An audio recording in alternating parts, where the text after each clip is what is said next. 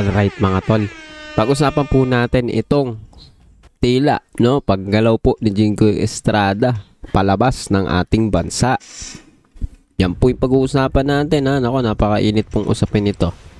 Pero bago natin umpisa ng lahat, kung hindi ka pa nakasubscribe ay please hit the subscribe button and notification bell para updated ka palagi sa mga videos natin na parating. So umpisahan na natin to, let's go.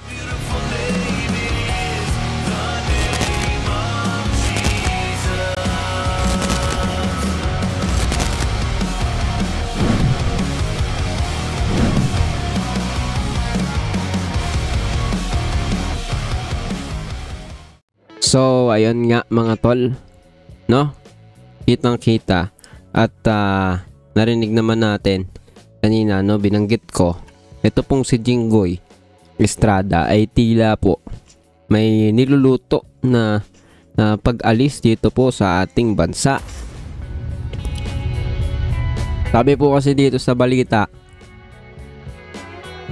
Jinggoy Estrada pinagpasa ng Sandigan Bayan 5th Division ng karagdagang dokumento para sa kanyang motion to travel. Naku po, aroy.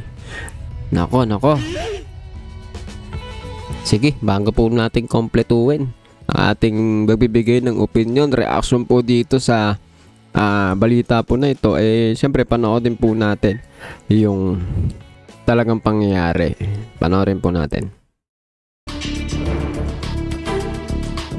Isa pang mainit na balita, pinapagpasa ng Sandigan Bayan 5th Division ng mga karagdagang dokumento si Senador Jinggoy Estrada kaugnay po sa kanyang motion to travel. Kabilang sa mga hinihingi ng korte ang detailed itinerary, booking tickets, affidavit of undertaking at authority to travel ni Estrada. Sa motion ni Estrada, sinabing babiyahe siya sa Japan mula December 26 hanggang 31. January 5 to 15 naman sa Norway, Iceland at Austria. Ayon sa prosekusyon, walang necessity to travel si Estrada.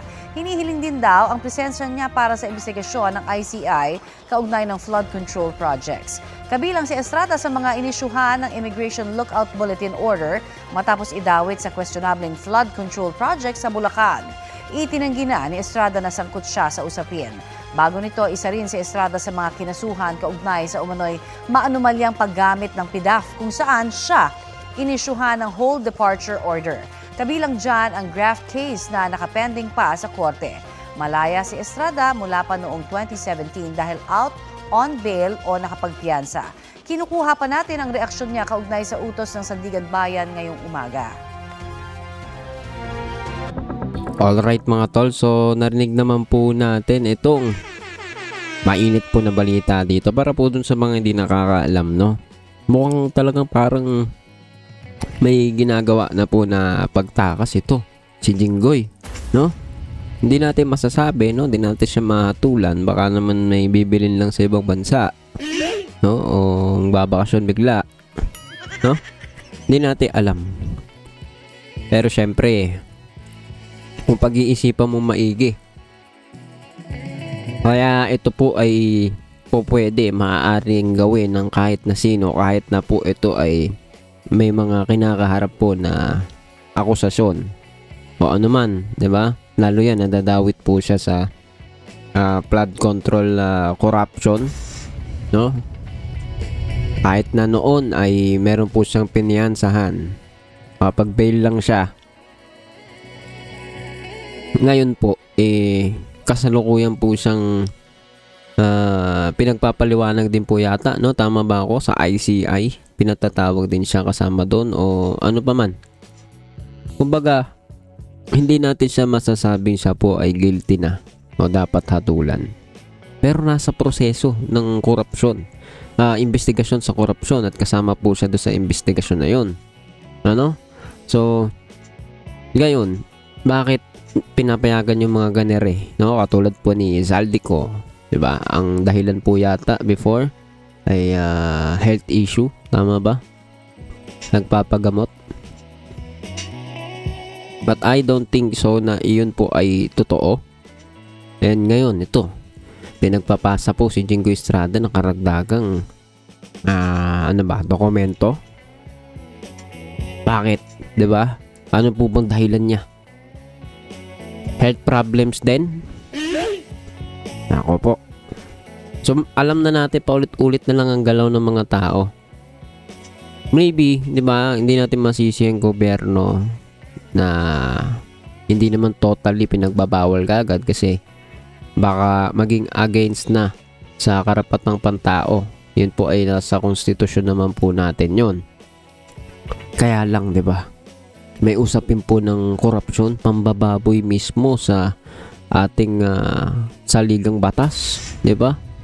At hindi natin sinasabing guilty siya, pero kasama po siya sa iniimbestigahan. And what if siya po talaga ay meron na po talaga mga ebidensya at ito po ipapayagan nila dahil technically speaking, dahil ang tawag dito due process, kung pag-uusapan due process, wala pa siya talagang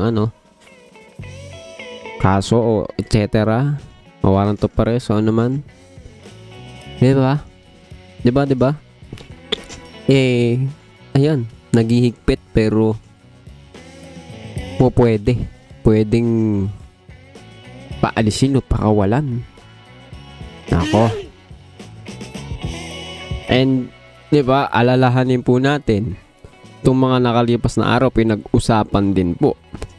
Kaakibat, kasabayan po ng balita na usapin na si Alice Guoy ginasuhan na ng napakahabang panahon ng pagkakakulong, habang buhay po yata yon. Sa kabilang banda, nakawala naman po si Cassandra Ong. Ayan, parehang-pareha po yan ng usapin po dito kay Zaldico, dito kay Jinggoy ngayon. Mga hindi pa naman sila kinakasuhan na tama. Correct me if I'm wrong this is according to my opinion lamang, no? Pero tignan po ninyo yung galawan nila. Sila po yung mga dawit sa usapin po ng mga matitinding korupsyon sa ating bansa. Yung nakikita mo na ang galaw, may mga nakakalabas talaga.